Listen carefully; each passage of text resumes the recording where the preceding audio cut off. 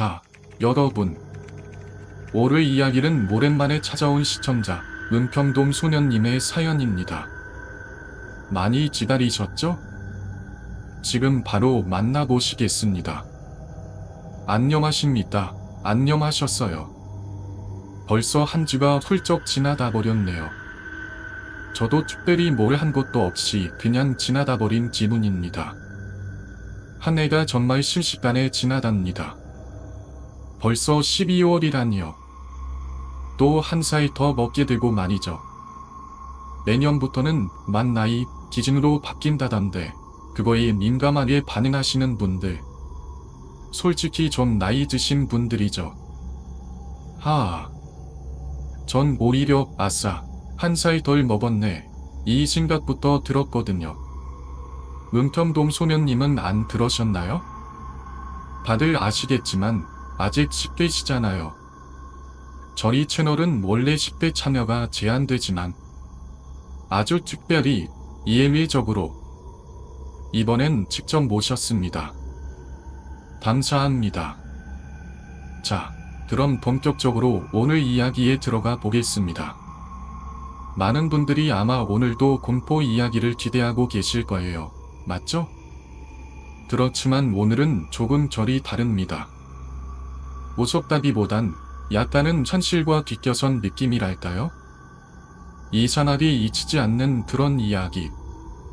자, 은평동 소년님의 조금 색다른 이야기 지금부터 함께 들어보시죠.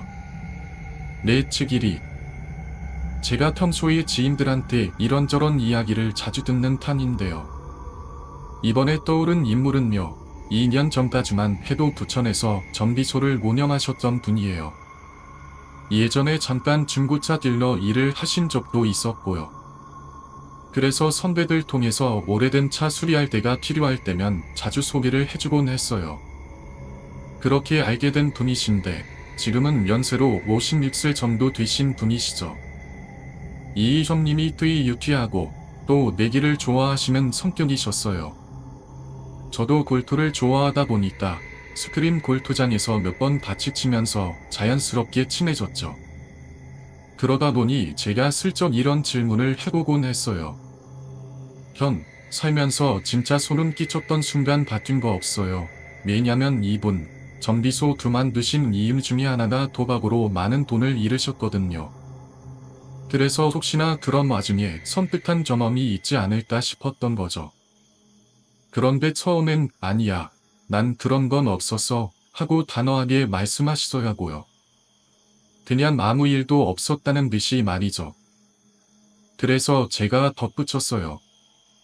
사실 요즘은 이런저런 이야기들 모아서 공포 라디오 콘텐츠에 출연도 하고 있어요. 진짜 너무 재밌어요. 그랬더니 갑자기 형님이 그 채널 말이야. 나도 한번 봤어. 꼭 범죄 이야기만 있는 게 아니더라고. 묘하게 빠져들더라 하시더라고요. 그 말이 끝나자마자 표정이 바뀌었어요. 잠시 말이 없다가 조용히 말씀하시더라고요. 내가 이 얘기 해준다고 해서 혹시 내가 바보 같을 소리 들을까 걱정도 되지만 내가 진짜 듣고 싶다면 말해줄게. 그렇게 시작된 이야기. 그날 저는 단순한 귀신 이야기 이상이 인간의 그림자 같은 공포를 듣게 됐습니다. 그래서 제가 눈이 반짝반짝해졌죠. 진짜요? 한번 풀어봐 주세요. 하니까 형님이 조용히 입을 열기 시작하셨어요. 그분은 쉽게 말해서 여만을 가진 분입니다. 근데 그게 처음부터 그랬던 건 아니었대요. 아주 평범한 어린 시절을 보냈다고 해요. 시골에서 태어나서 별다를 것 없이 자랐고 귀신 같은 건 전혀 본 적도 없었답니다. 그런데 인생에서 처음 이상한 일이 일어난 건 초등학교 3학년 때였다고 해요. 당시 부모님을 따라 시골에서 서울 근교의 남춘천이라는 도시로 이사를 오게 됐는데 그게 모든 일의 시작이었죠. 새로 이사 온 동네, 낯선 거리, 그리고 아는 친구 하나 없는 학교. 그 시절엔 국민학교라 불렸던 학교에 다녔는데 집에서 학교까지는 걸어서 30분에서 40분 정도 걸렸답니다. 위로는 형이 2명 있었는데 첫째 형은 이미 고등학생이어서 지방 기숙사 학교에 다녔고 둘째 형은 중학생. 부모님은 맞벌이로 장사를 하셨는데 일찍 들어와야 저녁 8시는 돼야 집에 오셨다더군요. 그러니까 학교도 혼자 가고 집에도 혼자 있는 시간이 많았던 거죠. 요즘처럼 아이를 키워해주는 환경도 아니었고 그땐 그저 스스로 안아서 크라는 시기였잖아요. 그렇게 매일 책가방 하나 메고 터벅터벅 학교까지 걸어갔다고 해요. 길은 시골과 도시의 경계 같았답니다. 논두렁, 밭두렁도 지나고 작은 마을 하나 지나고 그러다 보면 어느새 학교가 나왔죠. 엄마 손잡고 며칠 전 처음 걸어갔던 귤길을 기억하며 따라갔던 거예요. 학교에선 선생님 앞에서 자기소개도 하고 며칠은 조용히 지냈답니다. 친구를 사귀려 해도 말이 잘 통하지 않았고 혼자라는 느낌이 더 강해졌다고 하더라고요. 그렇게 2~3주가 흘렀을 때였어요.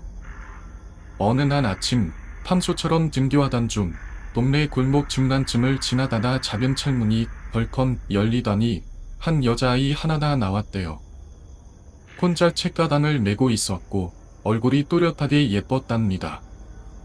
예쁘래 하고 그냥 지나가려는데 그 여자아이가 먼저 안녕 하고 인사를 했대요. 그래서 안녕 하고 인사를 받아주었죠. 너 남춘천 국민학교 다녀? 응, 거기 다녀. 너도 거기 다녀? 같이 갈래? 그렇게 둘은 함께 걷기 시작했답니다.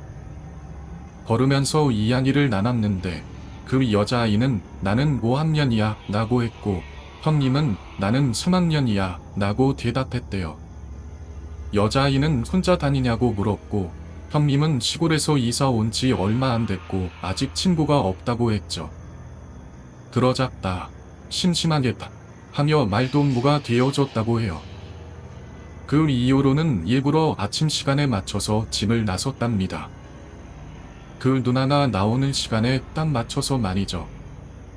그러다 시간이 조금 더 지나면 오히려 형님이 먼저 골목 입구에서 기다리고 있거나 반대로 누나가 먼저 나와 기다리고 있기도 했다고 해요. 그렇게 둘은 자연스럽게 등교도 같이 하고 학교도 같이 하는 사이가 됐답니다. 하지만 둘 누나다. 단지 누구나 볼 수 있는 아이는 아니었어요. 둘 누나랑 점점 친해지면서 이런저런 이야기도 나누고 학교 끝나면 뒷산에 올라가 놀기도 했대요. 그렇게 함께할 시간이 쌓이면서 마치 오래된 친구처럼 가까워졌답니다. 그러던 어느 날 누나가 말하더래요. 우리 집 가서 놀래? 하면서요. 그래서 학교길에 자연스럽게 누나를 따라 그 집에 들어가게 됐대요. 생각보다 집이 꽤 컸답니다. 형님은 그때 형편이 넉넉하지 않았던 집에서 살았는데 누나의 집은 들어가자마자 잘 사는 집이라는 느낌이 물씬 들었대요. 전자제품도 죄다 일본 브랜드였고 집안 인테리어도 깔끔하고 고급스러웠다고 해요. 속으로 와, 누나네 집 진짜 잘 산다 하는 생각이 들 정도였죠. 그뿐 아니다. 누나의 어머니도 굉장히 미인이셨답니다. 세련되고 차분한 분위기를 가진 분이었는데 직접 주스를 만들어 주시면서 맛있게 마셔요 하고 오시셨다고 해요. 그렇게 형님은 누나의 집에서 주스를 마시고 책도 읽고 함께 놀면서 종종 시간을 보내게 됐습니다. 그 시절 학교에선 형님이 시골 출신이라는 이유로 은근히 따돌림을 당하고 있었대요. 요즘 말로 하자면 왕딱 비슷한 일이었죠. 아이들은 시골 냄새 난다 나거나 말투 이상하다 며 거리감을 두었고 그래서 오히려 그 누나와 보내는 시간이 더 소중하고 즐거웠답니다. 그러던 어느 날 저녁 형님이 집에 앉아 있는데 중학교 다니는 둘째 형이 늦게 귀가하면서 촉 한마디 하더래요. 야, 똘디. 왜? 너 불장난했냐? 불장난? 아니, 안 했는데? 친구들이랑 놀면서 뒷산에서 나무 태우고 그러지 마라. 캠프파이어 같은 거 하고 다니지 마. 현, 나 그런 적 없는데.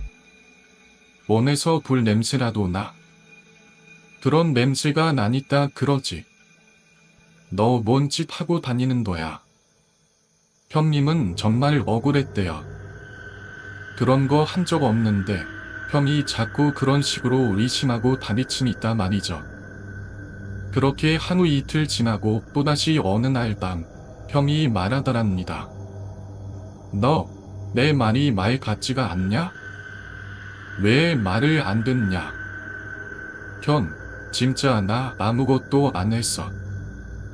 나 불 안 질렀다고.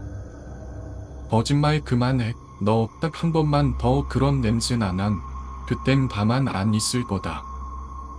형 입장에서는 뒷산에서 아이들이 둘장난했다는 소문도 있었고 동생이 자꾸 이상한 시간에 혼자 다니는 게 걱정됐던 거죠. 그리고 또 어느 날 형님은 누나의 집에서 평소처럼 주스도 마시고 책도 보고 이야기도 나누다 집에 돌아왔는데 이번엔 형이 일찍 와 있었대요. 현관문 열자마자 형이 갑자기 버럭 소리치며 말하더랍니다. 내가 뭐라 그랬어. 둘장난 하지 말랬지. 너 대체 정신이 있는 거야 없는 거야. 형의 눈빛은 진심으로 걱정과 분노가 뒤섞여 있었고 형님은 그 순간 뭔가 이상하다는 느낌을 처음 받았답니다. 나는 진짜도 둘장난 같은 거 한 적 없는데. 그날 밤 형님은 한참을 말없이 누나의 얼굴을 떠올렸다고 해요. 그 누나와 함께할 시간은 분명 따뜻하고 즐거웠는데 그럼 그 불의 흔적은 도대체 어디서 온 걸까요? 그래가지고 제가 너무 억울하니까 형, 진짜 나 아무것도 안 했어 라고 했는데 형이 갑자기 꿀밤을 한 대 세게 때리더래요. 그러면서 너 발 좀 봐봐 하는 거예요. 집에 막 들어왔으니까 양말 신은 채로 서 있었는데 양말 벗고 보니까 발바닥이 새까맣게 그을려 있더래요. 이게 왜 이러지 싶어서 얼떨떨해하고 있는데 형이 얘야, 이 옷 좀 봐 하는 거예요. 그래서 고개를 숙여 옷을 봤더니 셔츠며 바지며 여기저기 검댕이 자국이 잔뜩 묻어 있었답니다. 형은 바로 너 대체 어디서 뭘 하고 온 거냐? 이래놓고도 불장난 안 했다고 하면서 점점 더 흥분하더래요. 본인은 진짜 억울했대요. 어디서 묻은 건지도 모르겠고 도무지 기억이 안 났다고. 그래서 진짜 아니야. 나 그런 적 없어 하면서 버텼는데 형은 믿지 않았고 결국 또 한 대 맞고 말았답니다. 대체 어디서 묻은 걸까? 나 진짜 뭐 한 거 없는데. 그렇게 혼란스러운 채로 며칠을 또 보내고 있던 어느 날 학교에서 평소처럼 누나랑 등교를 했고 수업을 듣고 있었는데 갑자기 교실로 누군가 들어오더래요. 바로 엄마였어요. 선생님께 양해를 구하더니 똘비 좀 데리고 나가겠습니다 하시더니 선생님도 똘비야, 책가방 챙겨서 잠깐 나와라 하시더래요. 왜 그러지? 하고 책가방을 챙겨서 나가봤더니 학교 앞에 엄마가 서 있었고 그 옆에는 형도 같이 있었대요. 형은 학교 안 갔나 싶었지만 분위기가 너무 심각해서 말도 못하고 따라갔답니다. 운동장 한쪽 구석에서 엄마가 똘비의 어깨를 잡고 조용히 물었어요. 똘비야, 너 아침마다 학교 갈 때 누구랑 얘기하면서 가는 거야? 누나라. 나랑 같이 다니는 누나 있어. 4학년 누나야. 형이 너 등교할 때 몰래 뒤따라 나갔거든. 근데 너 혼자 중얼중얼 얘기하면서 가더래. 혼자서 말이야. 아니야, 엄마. 나 진짜로 누나랑 같이 갔어. 내일 누나랑 같이 가잖아. 그렇게 소리치자 엄마나 갑자기 가슴을 팡팡 치며 울먹이기 시작하더래요. 이걸 어떻게 하면 좋아? 우리 얘가 왜 이래? 이 일을 어떡하지? 형이 옆에서 소리쳤어요. 이 미친 새끼야. 따라와. 그리고는 누나가 산다는 그 집으로 데려갔대요. 여기냐? 여기서 그 누나 기다렸다가 같이 학교 간 거 맞냐? 응, 맞아. 누나 여기 사다. 엄마도 옆에서 맞네. 이 진짜 이상해졌네. 여기서 혼자 서 있다가 갑자기 혼자 인사하고 혼자 걸어간다고? 그걸 몰라? 현, 왜 그래? 나 무서워. 그 순간 엄마가 대문을 판 열어젖혔대요. 그런데 그늘집 안은 시커멓게 타버린 흔적만 남은 폐가였답니다. 똘비야, 여길 너 누나네 집이라고 생각했어? 여기서 주스도 마시고 책도 읽고 놀았다고? 그 순간 형님은 말문이 막혔대요. 왜 이래? 아침엔 분명 아무렇지 않았는데 여기가 왜 이래? 그날 엄마는 똘비를 현익에 맡기고 집에 가 있어. 엄마가 뭘 좀 알아보고 올게 하시고는 나가셨어요. 얼마 후 엄마는 아빠와 함께 돌아왔고 좁은 거실에서 낮은 목소리로 진지한 대화를 나누셨대요. 1년 전쯤 그 집에서 반도 사건이 있었대요. 그리고 밤하루 전부 타버렸대. 거기서 안 좋은 일이 있었다더라. 우리 뭔가에 씌인 것 같다. 여보, 이걸 어떻게 해야 해? 늦둥이 막내였던 똘비를 걱정한 아버지는 조용히 말했대요. 일단 무당이든 뭐든 알아보자. 밤심이 내일부터는 아침마다 얘 학교 데려다주고 나랑 같이 장사 나가자. 그날 이후로 똘비의 등굣길은 혼자 다 아니었고 그를 집 앞을 지나는 일은 다시는 없었다고 해요. 그날 밤 엄마 아빠다 거실에서 졸음이 이기 나누는 걸 들었대요. 그리고 다음 날부터 똘비는 엄마 손을 꼭 붙잡고 등교를 하기 시작했죠. 그런데 신기하게도 엄마 손을 잡고 걷는 그 길에서는 질이 타 있는 게 보였답니다. 그제야 똘비는 그 집 정말 불탔던 게 맞구나 하고 믿기 시작했대요. 그렇게 한 달가량 매일 엄마 손을 잡고 학교를 다니면서부터는 더 이상 누나나 나타나지 않았어요. 인사도 속삭임도 그림자도 사라졌고 엄마도 괜찮아졌구나 하며 안심하셨대요. 똘비도 이제 혼자서 등교할 수 있다고 말했고 대신 약속 하나를 했죠. 그 마을 지나가지 말고 돌아서 다녀. 그렇게 하기로 했어요. 그 마을을 피해 돌아가는 길은 15분이나 더 걸렸지만 무서우니까 그 정도는 아무것도 아니었대요. 매일 그렇게 15분을 더 걸어 학교에 다니고 있었는데 어느 날 역시나 멍하니 땅만 보며 걷다 보니 어느새 자신도 모르게 그 집 앞에 와 있었던 거예요. 돌령이 돌아가려고 했는데 왜 여기에 기억도 나지 않았고 순간순간이 푹 내려앉았대요. 그리고 그 순간 그 누나가 그 검게 타버린 대문을 열고 나오는 거예요. 똘비야, 왜 이렇게 오랜만에 왔어? 그 말에 똘비는 놀라고 무서웠지만 동시에 궁금했대요. 그래서 용기 내서 물었죠. 누나네 집 불났잖아. 그러자 누나는 똘비야, 무슨 소리야? 들어와서 볼래? 하고는 문 안을 고려줬답니다. 그런데 놀랍게도 안쪽은 전혀 불에 탄 흔적이 없는 멀쩡한 집이었어요. 아이였던 똘비는 그 상황을 도무지 이해할 수 없었고 누나와 함께 걸으며 자신이 엄마랑 있었던 일이며 무서웠던 기억을 천천히 이야기해줬대요.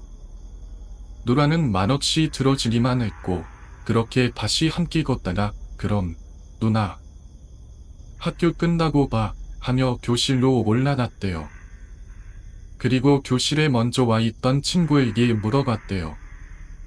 혹시 나 오늘 등교하는 거 봤어? 봤지. 내 옆에 누나 같이 걷는 거 보였어? 그랬더니 친구가 어이없다는 듯 대답했대요. 너 맨날 혼자 중얼중얼 거리면서 걷잖아. 허공에 대고 혼잣말 하듯이. 그 말을 들은 순간 똘비는 확신하게 됐대요.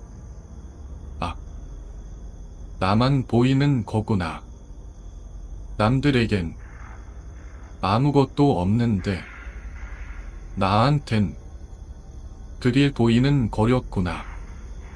그날 이후 똘비는 마음을 굳게 먹었고 절대 다시는 그 길로 가지 않겠다고 다짐했답니다. 매일 15분을 더 걸어서라도 반드시 돌아서 다녔어요. 하지만 이 일은 거기서 끝이 아니었어요. 어느 날 밤 엄마 아빠는 똘비를 자기 방으로 데려와 함께 자려고 했는데 그땐 다들 요를 딸고 바닥에서 자던 시절이었잖아요. 장사하느라 바쁜 엄마 아빠는 평소에 요를 깔아둔 채로 지내셨는데 그날따라 요를 들쳐 정리하려고 했대요. 그런데 요 아래 바닥에 닿아 있던 부분에 새까만 손자국이 선명하게 찍혀 있었던 거예요. 그 손자국은 마치 안에서부터 꿈두르며 지어오른 듯한 형태였고 크기며 모양이며 사람 손이 분명했대요. 그걸 본 엄마는 기명을 지르며 주저앉았고 아빠는 얼굴이 하얗게 질렸답니다. 진짜 이건 단단히 씌인 거다. 그날로 부모님은 무당을 돌렸고 붓을 2번이나 했대요. 기용도 엄청나게 들었고 그때 이후로도 오랫동안 집안엔 소금이 여기저기 놓여 있었대요. 똘비는 말했어요. 그때 알았어요. 보이는 게 다가 아니란 거요. 그리고 그 누나는 한 번도 나쁜 투정을 지은 적이 없었어요. 그때 당시 준호 본인은 단 한 번도 무언가에 씌었다는 느낌을 가져본 적이 없었다고 해요. 붓을 2번이나 했지만 몸 상태나 마음가짐이 달라졌다는 느낌은 전혀 없었답니다. 오히려 부모님이 이제는 괜찮겠지 라며 안심하고 있을 무렵 방학이 끝나고 다시 학교에 가게 되면서 준호는 자신도 모르게 또다시 그 길을 지나게 되었어요. 그 길, 바로 경기도 오산에 있는 낡은 골목이었습니다. 그곳을 일부러 피해서 멀리 돌아다녔었는데 어느 날 무심코 걷다 보니 어느새 글씨 맞대 도착해 있었던 거예요. 그리고 그 순간 그때 그 누나가 또 나왔답니다. 그 누나는 울먹이며 말했대요. 나 이제 여기 안 살아. 나 이제 너희 집에 살아. 그 말을 듣고 준호는 다만에서 곧장 집으로 돌아왔고 엄마에게 그 이야기를 전했어요. 엄마, 부디 잘못된 것 같다. 누나나 이제 우리 집에 산대. 그러자 어머님은 결심하신 듯 말씀하셨어요. 이건 절에 보내야겠다. 그렇게 준호는 서울 근교에 양평에 있는 한 작은 사찰로 보내졌어요. 선생님께 학교 사정을 양해드리고 한 학기를 통째로 쉬면서 절 생활을 하게 되었죠. 그곳에서 준호는 마음을 많이 다스릴 수 있었답니다. 문제는 누나를 보기 시작하면서부터 점점 더 보여서는 안 될 것들이 보이기 시작했다는 점이었어요. 그 이후로도 준호의 학창 시절은 평범하지 않았습니다. 고등학생이 되었을 무렵 상황은 더 심각해졌죠. 처음에는 본인도 자신이 미쳤다고 생각했대요. 지나가는 길에 갑자기 건물 위에서 무언가 떨어지는 걸 보기도 했고, 자세히 보면 아무것도 없는데, 나중에 진짜 사고 소식을 들으면 소름이 끼쳤답니다. 그런 경험이 반복되다 보니 내가 단순히 이상한 게 아니구나라는 확신이 생겼다고 해요. 하지만 어린 나이에 뼈저리게 느낀 사실 하나. 이런 걸 본다고 말해봤자 나한테 뜻될 게 없다는 것. 그래서 준호는 보여도 안 본 척을 잊었습니다. 하지만 밤에 무서움이 몰려오면 그건 또 다른 문제였어요. 고등학생이 되어서도 혼자 잠들 수 없었고 늘 엄마 방에서 형 옆에서 잠을 청해야 했죠. 그리고 결국 본대에 입대하게 됩니다. 당시 그는 담원도 천원 도대에 배치되었는데 지금보다 훨씬 더 거칠었던 시절이었어요. 일명 타오킴이라 불리는 선임들의 갈굼도 많았고 정신적으로도 힘든 시간이었죠. 준호는 농담처럼 말했답니다. 귀신보다 무서운 게 선인이야. 진짜로. 하루 종일 갈굼당하고 자기 전까지 두드려 맞으면 귀신 볼 시간도 없거든요. 그렇게 걱정하던 군대 생활에서 의외로 큰 이상 현상은 겪지 않았고 그곳에서 자동차 정비라는 기술을 배우기 시작합니다. 이른바 기름밥을 먹으며 기술을 익히던 진호. 하지만 기술직 특유의 까다롭고 예민한 분위기가 본인의 성향과는 맞지 않았대요. 사람들은 대체로 성격이 뾰족했고 말도 거칠었죠. 그래서 결국 20대 후반 진호는 과감하게 기술직을 그만두게 됩니다. 배운 건 있으니까 됐다. 근데 이 길은 내 길이 아니다. 그렇게 새롭게 선택한 일이 바로 자동차 판매였던 겁니다. 그라 어둡고 기묘한 세계를 지나 현실로 돌아오는 첫걸음이었죠. 자동차 정비 쪽에서 일하다 보니 자연스럽게 소비를 받아 순차 판매 일을 하게 된 진호는 그동안 애써 외면해왔던 것들, 그러니까 영가의 기척, 냄새, 기운 같은 것들을 무시하고 살려고 많이 애썼대요. 하지만 어느 순간 그게 점점 더 분명하게 느껴지기 시작했다고 해요. 예전처럼 화면이 보이진 않았지만 냄새나 느낌으로 분명하게 전달되기 시작한 거죠. 처음에는 본인도 믿기 힘들었답니다. 예를 들어 고객과 상담을 하는데 어딘가 모르게 기릿한 피 냄새 같은 게 나는 거예요. 그런데 알고 보면 그분이 정육점을 운영하시는 분이었다든가. 혹은 쇠 긁는 듯한 날카로운 소리가 머릿속에서 스치듯 들리면 알고 보면 진짜 용접 일을 하시는 분이라든지. 그렇게 본인이 느낀 감각이 너무나 자주 정확하게 맞아떨어졌대요. 나는 무당이 아닌데 이게 뭐지? 왜 이게 느껴지지? 그 정도로 강하게 반응이 오더랍니다. 특히 염옥서원이라는 직업 특성상 상대방에게 집중하게 되잖아요. 말을 건네고 표정을 읽고 분위기를 살피다 보면 그 사람의 기운이 속 들어오는 순간이 있대요.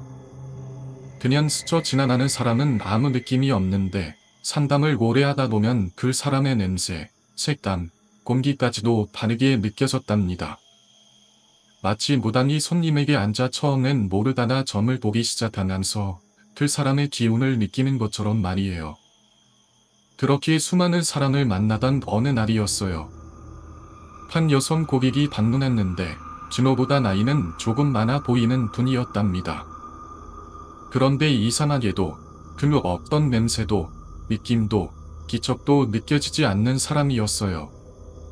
정말 완전히 텅 비어있는 사람 같았다고 해요. 이 이분은 진짜 특이한데? 직업이 뭐지? 호기심이 생긴 진호는 상담을 하며 조심스럽게 물었죠. 그랬더니 저는 미용사예요. 미용실 운영하고 있어요. 아, 동네에서 소문난 미용실 사장님이구나. 몇 번 더 만나 상담을 하고 결국 차량 기아까지 무사히 마치고 출고까지 잘 됐어요. 그 후 준호는 고객 관리 차원에서 또 머니도 다듬을 좀 그 미용실에 종종 들리게 되었어요. 당시만 해도 대형 프랜차이즈보다는 동네 미용실이 많았던 시절이잖아요. 그런 곳은 마치 사랑방처럼 동네 아주머니들이 모여 수다를 떠는 장소였죠. 준호도 그런 분위기에 자연스럽게 스며들며 머리를 자르고 미용실에 들락날락하기 시작했습니다. 그러던 어느 날 미용사가 준호에게 작은 선물 하나를 건네줬어요. 이거 집에 가져가서 저녁에 쳐봐요. 안에 오일이 들어있어서 향도 좋고 분위기도 따뜻해져요. 캔들 같기도 했고 디퓨저 같기도 한 작은 용기였는데 준호는 들 생각 없이 그걸 집으로 가져와 탔답니다. 그때는 이미 절에도 몇 번 다녀온 경험이 있어서 지뢰초 하나쯤 켜놓는 걸 전혀 이상하게 생각하지 않았대요. 그 초를 켜보고 있으면 은은한 향이 퍼졌고 방 안의 분위기도 어쩐지 차분해졌대요. 아, 이거 참 괜찮네 하고 며칠을 켜놓고 지냈답니다. 그런데 그날 밤 준호는 태어나서 처음으로 방 위에 눌렸다고 느꼈어요. 그동안 이상한 것들을 보고 듣고 느끼고 살아왔지만 반이라는 건 단 한 번도 경험해 본 적이 없었대요. 그날 그 초를 켠 날 밤에 처음으로 숨도 쉴 수 없고 온이 딱딱하게 굳은 채 누군가나 지켜보고 있다는 공포 속에서 깨어나지 못한 채 아주 오래 버텨야만 했답니다. 그때 준호 형님이 등 호롱병, 그러니까 향이 나는 초를 받아오고 나서 방 위에 처음 눌리기 시작했을 때 본인은 뭔가 단단히 잘못됐다는 걸 직감했답니다. 보통 저 같은 일반인이 방 위에 눌리면 귀신이 진짜 있나봐 하고 놀라고 끝날 수 있지만 이 형님은 상황이 달랐어요. 왜냐 하면 이 형님은 보이는 살아있는 있다요. 자신이 뭔가를 느낄 수 있을 땐 바위 같은 건 거의 모지 않았거든요. 그런데 아무런 예고도 없이 없던 진도 없이 갑자기 마치 등 뒤에서 누가 팍 누르는 듯한 기분으로 연이어 감위에 눌리기 시작한 거예요.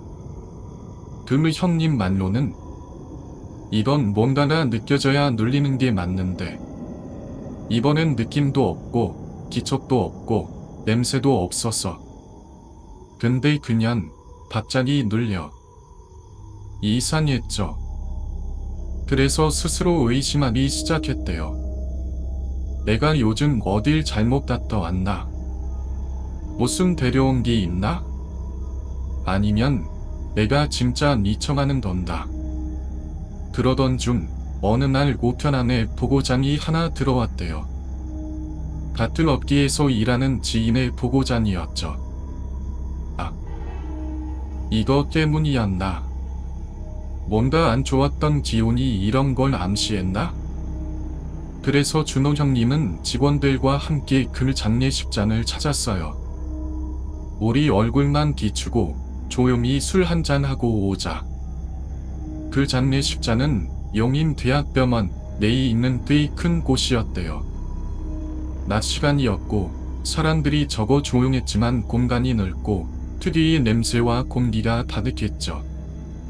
술상을 앞에 두고 앉아 있는데 어디선가 익숙한 사람이 눈에 들어왔답니다. 미용실 원장님이시네? 분명 맞았어요.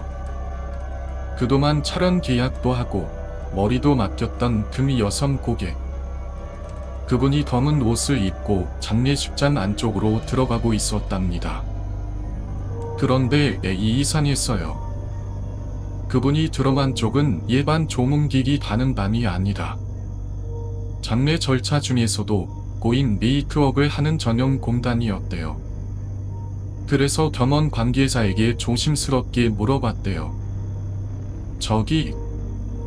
저분 뭐 하시는 분이세요? 그랬더니 겸원 측에서는 이렇게 답했다고 합니다. 아, 저분은 노령 환자분들이나 고인들 대상으로 머리를 다듬어주는 봉사활동을 오랫동안 하신 분이에요. 병원 내에서 정기적으로 와주시죠. 그 말을 듣고 준호 형님은 속으로 감탄했대요. 아, 미용사라는 직업을 넘어서 사람이 정말 살아낼 마지막까지도 손을 봐준구나. 그날 밤 장례식장에서 돌아오는 길, 괜히 마음이 조금 더 복잡해졌대요. 그래서 집으로 바로 가는 길을 틀어 자연스럽게 미용실 앞을 지나게 되었답니다.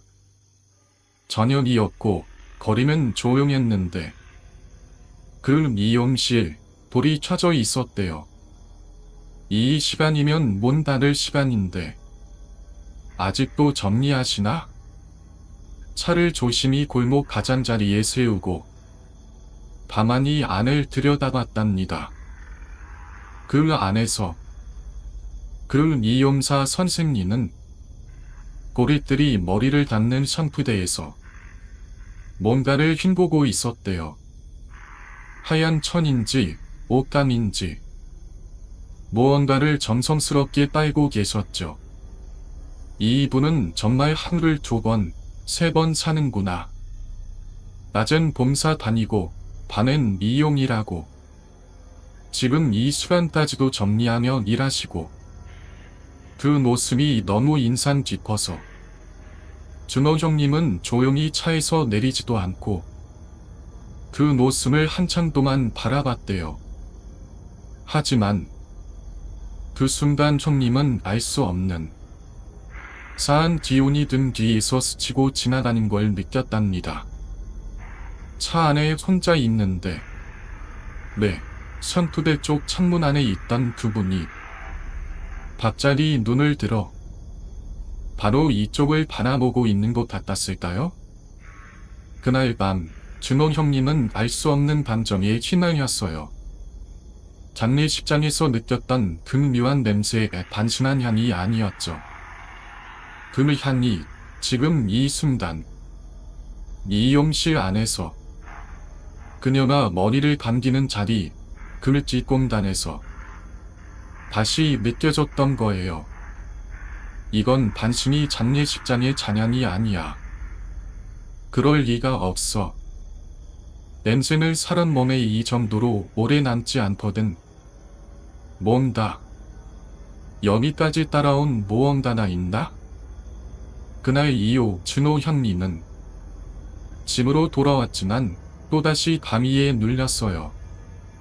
그런데 문제는 이번에도 아무런 기운, 아무런 존재의 느낌이 전혀 없었단 거죠. 도대체 왜 감기에 눌리지? 몸이 진짜 안 좋아졌나? 그런 생각까지 할 정도로 혼란스러웠답니다. 며칠 뒤 머리가 길어져 다시 미용실을 찾았어요. 그녀에게 머리를 맡기고 앉아있는 동안 또 한 번 느꼈죠. 이 사람한테선 아무것도 안 느껴져. 너무 조용하다. 이게 오히려 더 무서워. 그날 준호 형님은 일부러 늦을 시간 오후 5시를 넘길 시점에 미용실을 찾았대요. 선생님, 요즘 차 잘 타고 다니시죠? 네 덕분에 잘 타고 있어요. 이야기를 이어가던 중 형님은 슬쩍 물었답니다. 선생님, 저녁 드셨어요? 혼밥 드실래요? 왜냐면 미용실 건너편 골목에 동네 닭집 하나가 있었거든요. 닭집이요? 아, 거기요? 그럼 제가 가게 좀 보고 있을 테니까 선생님이 다녀오세요. 그녀는 어색한 모습을 지으며 아, 그러시겠어요 하고 닭을 사러 나갔답니다. 그 순간 준호 형님은 기다렸다는 듯 곧장 샴푸대 쪽으로 걸어갔어요. 그 자리는 늘 고객들이 머리를 감던 공간. 하지만 그늘 뒤편 늘 커튼이 내려와 있던 뒷공간으로 그날 처음 발걸음을 옮겼답니다. 딱히 뭔가가 느껴지는 건 아닌데 방문 닫힘 틈 사이로 스멀스멀 스며 나오는 냄새 있죠? 딱 그 느낌이었어요. 희미한 무언가가 흐르고 있었어요. 가까이 다다가 커튼을 걷고 옆으로 밀리는 미닫이 문을 열고 들어가 보니 그곳엔 분명 누군가 생활하는 좁고 어두운 공간이 있었어요. 작은 계단 하나가 딱 놓여 있었고 그 위엔 머리가 잘 아는 흰색 우편 봉투들이 수십 개 정갈하게 세워져 있었어요. 이게 뭐지? 그 앞쪽엔 가로세로 1.5m쯤 되는 묵직한 철제 상자 하나가 모심이 놓여 있었어요. 이 방은 진짜 이상하다. 무슨 반이지? 뭐 하는 공단이지? 형님은 말했어요. 절대 돈을 훔치려고 한 게 아니었어요. 근데 그 봉투들, 그 안에 뭐가 들어있는지 너무 궁금했어요. 그리고 그때 뭔가 이상한 소리가 천천히 그 철제 상자 안에서 우리어나오기 시작했답니다. 톰단을 사서 돌아온 그날 밤 그녀는 소주 2병까지 함께 들고 들어왔어요. 준호 형님은 뭐 그럴 수 있지 싶어서 대수롭지 않게 생각했대요. 소주와 톰단을 놓고 그녀와 함께 이런저런 이야기를 나누며 밤을 보냈죠. 머리하러 온 아줌마 손님 몇 명도 있었고 그들과 함께 웃고 떠들고 자연스럽게 어울렸답니다. 술기운도 살짝 돌고 분위기가 좋아졌을 무렵 형님은 그동안 마음속에 품고 있던 말을 꺼냈대요. 누님, 장례식장 봉사활동도 다니시고 정말 대단하신 것 같아요. 존경스러워요. 그 말에 그녀가 잔잔하게 웃으며 물었어요. 어떻게 알았어? 며칠 전에 오후대 덤한 장례식장에서 지인 초산 치르는 자리에서 우연히 봤어요. 그런데 누님이 들어마신 분이 이상하더라고요. 조문하는 곳이 아니라 안쪽 고인 메이크업 하는 공간 같은 데였어요. 그래서 직원한테 물어봤죠. 그랬더니 누님이 봉사활동 하신다더라고요. 그녀는 여전히 투정 하나 바뀌지 않고 말했어요. 그 안에 머리카락 들어있는 거 봤어?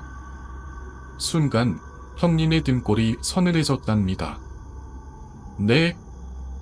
머리카락이요? 아니요. 봉투는 안 열어봤어요. 그날 톰닭 사러 가셨을 때 제가 그냥 머리 감는 곳에서 선포 정리하려다가 옆방 문이 열려 있길래 슬쩍 보기만 했어요. 그 방에 흉봉투들이 세워져 있어서 좀 놀랐어요. 거기 머리카락 들어있어. 네? 그게 뭐래요? 왜 머리카락이 봉투에? 그녀는 튀어나게 말했어요. 손님들 머리 자르고 그냥 버리기 몰에서 모아놓는 거야. 미용사니까 그러는 거지. 이상한 거 아냐. 술기운의 이야기가 자연스럽게 이어졌고 형님은 고개를 끄덕이며 그럴 수도 있겠네요. 나도 대답했대요. 그런데 딱 그 타이밍이었어요. 형님은 그제서야 깨달았대요. 그동안 내가 이 사람한테서 아무것도 못 느꼈던 이유가 있었구나. 그게 없어서가 아니었어요. 너무 커서, 너무 거대해서, 방치 자체가 안 됐던 거였던 거죠. 그 순간, 주변 공기가 뚝 떨어지듯 차가워지고, 어두운 뭔가가 천천히 자신을 감싸오는 느낌이 들었대요. 그동안 느꼈던 어떤 것과도 비교할 수 없는 단다.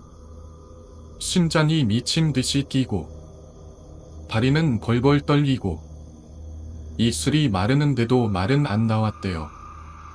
그녀는 주무름이 숨지잔을 들고 말했어요. 귀신하고 신의 차이가 뭔지 알아? 글쎄요. 귀신은 떠도는 존재고 신은 뭔가 높은 존재 아닐까요? 아니야. 많은 사람이 믿는 존재야 신이야. 퍼지든 뭐든 간에 사람이 믿기 시작하면 그게 신이 되는 거야. 그 말에 손님은 뜨끈했대요. 그럼 세상이 다 서진을 모시면 그게 신이 되는 거예요? 그렇지. 그런데 사람이 어떻게 신이 돼요? 은인? 사람은 신이 될 수 없잖아요. 그녀는 웃었어요. 처음으로 아주 깊은 웃음이었답니다. 그리고 조용히 말했어요. 너 오이지? 예? 너 지금 나 느꼈지? 나 지금 느껴졌지? 무서웠지? 잠시 침묵이 흘렀고 준호 형님은 입을 열었어요. 예. 누님. 저 느꼈어요. 보고 싶지 않아도 느껴졌어요. 방금 느꼈어요. 그 전까지는 진짜 아무것도 못 느꼈어요. 준호 형님은 그 순간 있는 그대로밖에 말할 수 없었대요. 거짓말이 안 나왔어요. 그녀 앞에서 그 분위기 속에서 속이 긴 채로 말할 수 없었어. 그녀는 조용히 웃으며 말했어요. 잘했다. 지금은 몰라도 모든 사람들이 나를 모시게 될 거야. 속으로는 이렇게 생각했답니다. 그래요. 모시는 말든 누님 마음이죠. 사람들이 다 누님 찬양하고 숭배하겠죠. 그러면서 자리에서 천천히 일어나며 말했어요. 아무튼 누님, 이제 저 먼저 일어나 보겠습니다. 바로 그때 그녀가 준호 형님의 머리를 부드럽게 그러나 확실하게 탁 잡았답니다. 순간 전신의 뒷잎 쑥 빠져나가는 기분이 들었대요. 손가락 하나 까딱할 수가 없었고 입술조차 움직이지 않았어요. 세상이 이렇게까지 멈출 수 있나. 눈앞이 점점점 어두워지고 필름처럼 시야가 끊기고 결국 정신을 놓아버렸습니다. 그리고 정신이 돌아온 순간 기명이 터졌어요. 오늘 감사는 보통이 말 그대로 360도 전 방향에서 수천 개의 바늘이 살 속으로 박혀 들어오는 느낌. 미칠 것 같았답니다. 그 고통 속에서 몸부림을 찾는데 철제 벽의 온몸이 팜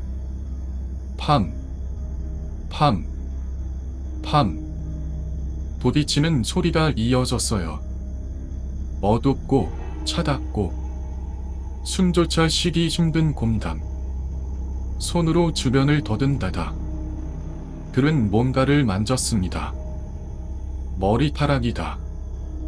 몸을 굴리며 이리저리 부비치다가 갑자기 깨달았대요. 여긴 그 미용실 뒷방에 있던 쇠로 만든 그 상자 아니야. 분명히 그 아니었어요. 머리카락을 사방에서 당기듯 엉켜 있었고 그게 마치 살아 움직이듯 피부 속으로 파고들고 있었답니다. 진짜 바늘처럼 끝이 날카롭고 고통스러웠어요.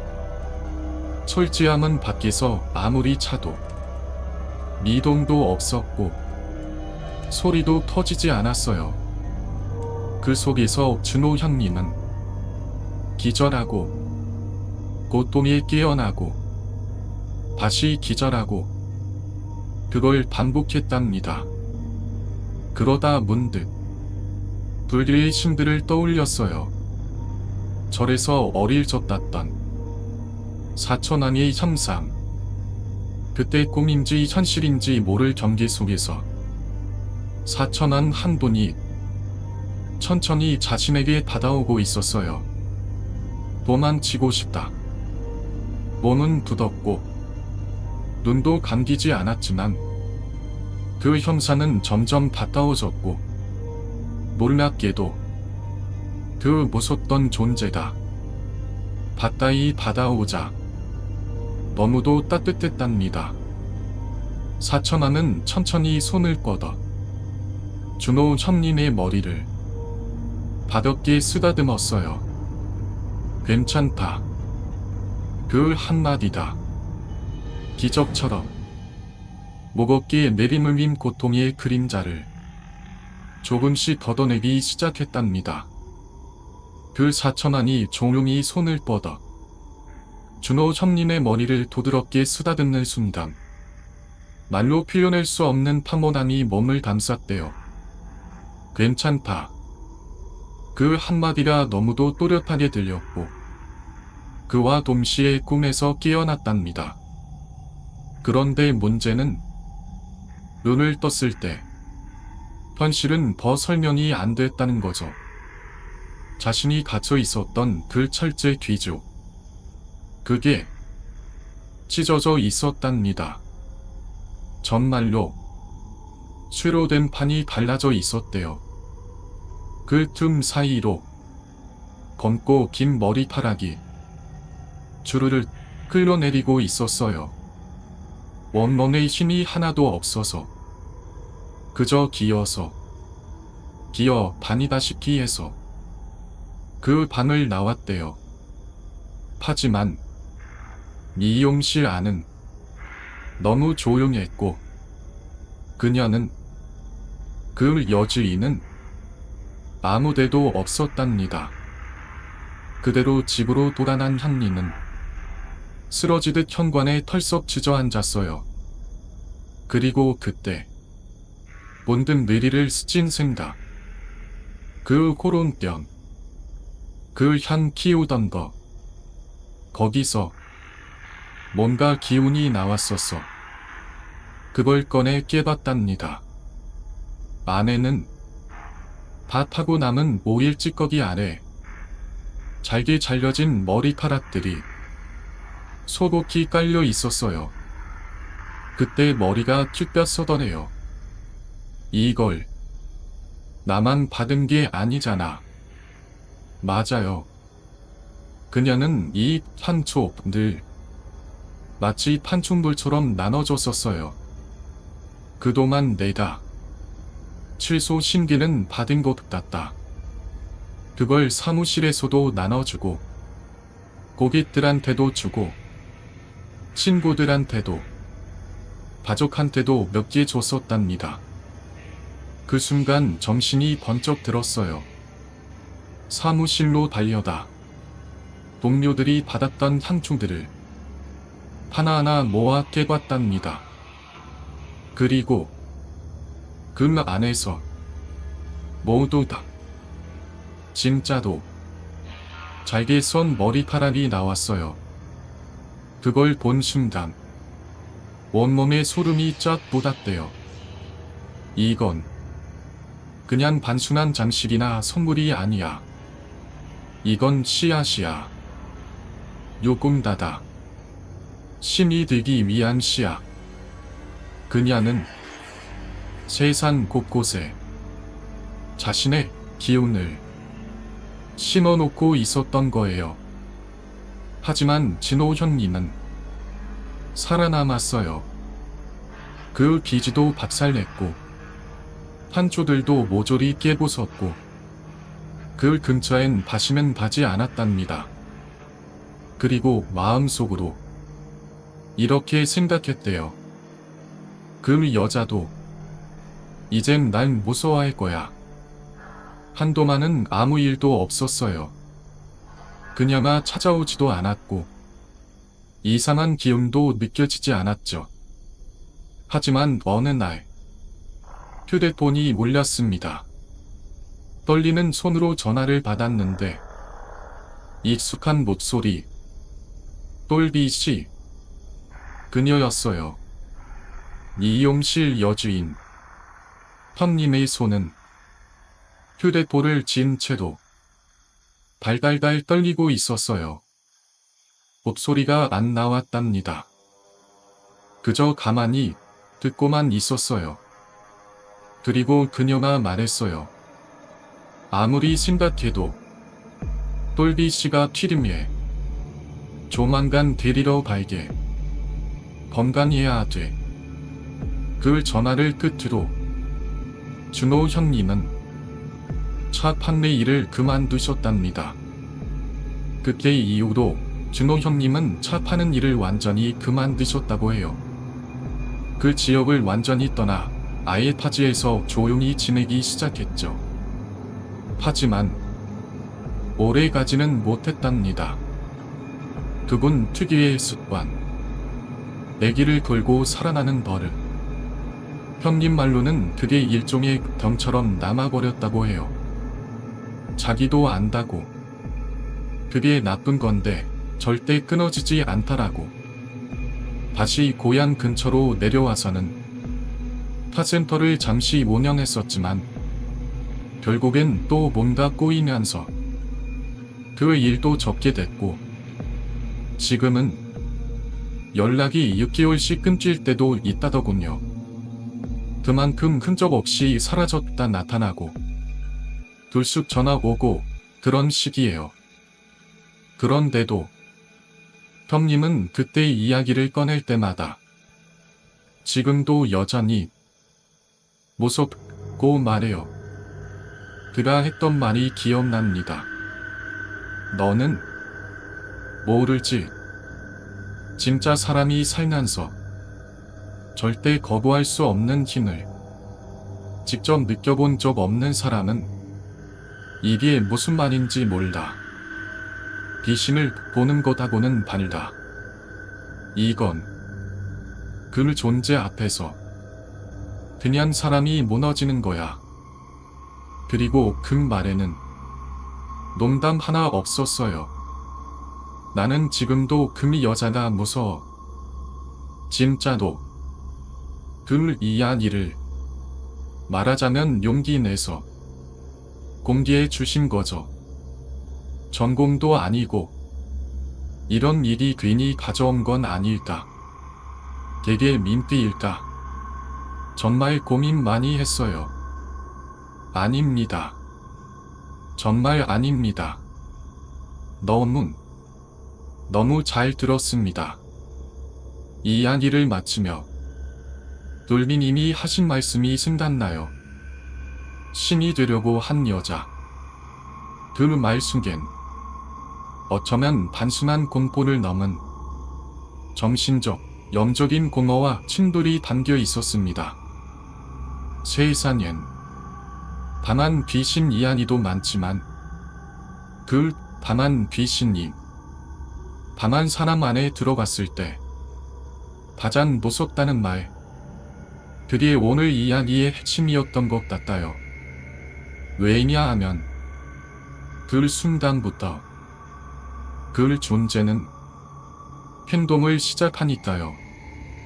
준호 형님은 지금도 어쩌면 어디선가 그녀의 순결을 조심스레 느끼고 있을지도 모르죠. 현실 공포와 귀신 이야기의 콜라보. 오늘도 지난 여울을 남기며 이야기를 마칩니다. 혹시 여러분 중에도 단순한 귀신을 보는 게 아니다. 그 거대한 무엇과 마주한 경험이 있다면 언제든지 제보해주세요. 카카오톡 아이디도 익명도 가능합니다. 들어주셔서 감사합니다. 고맙습니다.